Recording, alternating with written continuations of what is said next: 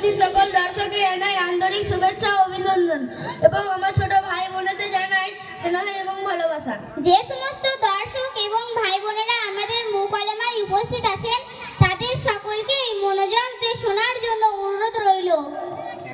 এই যে বোন, তুমি এইরকম ড্রেস পরে নায়িকাদের মতো কোথায় যাচ্ছ? এই যে দাদা, স্কুলে যাচ্ছি। আর তুমি কোথায় যাচ্ছ? আমি যাচ্ছি মসজিদে নামাজ পড়তে। কি নামাজ পড়তে যাচ্ছ? নামাজ পড়ে কি হবে?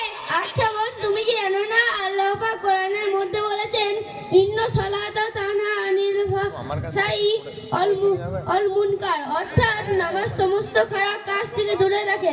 তারপর রাসূল সাল্লাল্লাহু হাদিস শরীফে বলেছেন আসসালাতুল মিফতাহুল জান্নাত, অর্থাৎ বেহেশতের চাবি হলো নামাজ। আচ্ছা ভাইজান, তুমি তো খুব সুন্দর হাদিস বললে। তোমাকে কোরআন হাদিস সম্পর্কে আরেকটি প্রশ্ন করব, বলতে পারবে? একটি কেন, যত খুশি করো, সব অ্যানসার দিতে পারবো ইনশাআল্লাহ। বলো তো, আমাদের সৃষ্টিকর্তার নাম কি? আমাদের সৃষ্টিকর্তা মহান আল্লাহ পাক। মসজিদ কার ঘর? আল্লাহর ঘর। কোরআন কার বাণী? আল্লাহর বাণী। এছাড়া আল্লাহ বলেছিলেন আমার ঘর পাক, আমার বাণী পাক। আচ্ছা ভাইজান, যারা আল্লাহর পাক ঘরের দায়িত্ব নেবেন তাদেরকে কেমন পাক হতে হবে?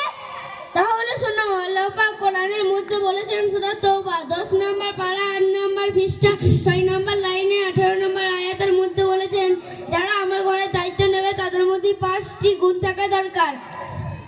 1 নাম্বার, আমি আল্লাহ, আমাকে পূর্ণ বিশ্বাস করবে। 2 নাম্বার, কিয়ামতকে পূর্ণ বিশ্বাস করবে। 3 নাম্বার, 5 ওয়াক্ত নামাজ আদায় করবে। 4 নম্বর, জাকাত আদায় করবে যদি তার প্রতি ফরজ থেকে। 5 নাম্বার, আল্লাহ ছাড়া কাউকে ভয় করবে না। আচ্ছা ভাইজান, জুম্মার দিন যদি কোনো মুসলমান ব্যক্তি মদ খেয়ে মসজিদে আসে তবে তুমি কি করবে? আমরা মসজিদে সবাই ছেলেটাকে মেরে বাহির করে দেবো। তোমরা মদখোর ছেলেটাকে মেরে বার করে দিলে, কিন্তু ঘুষখোর, জমির আল চুরি করা, মেয়ের বিয়েতে পর নেওয়া, এগুলো কি তোমার ইমানদার মানুষ? হ্যাঁ বোন, তুমি ঠিকই বলেছো। আল্লাহ পাক কোরআনের মধ্যে বলেছেন মুমিন হতে গেলে 30টি গুণ থাকা দরকার। তার মধ্যে সূরা তওবায় আছে 10টি, সূরা আল মুমিন আছে 10টি, সূরা আহজাবে আছে 10টি। তাই আমি আমার সকল ভাই বোনেদের বলছি নবীজির সুন্নাত তরিকা মেনে চলার জন্য।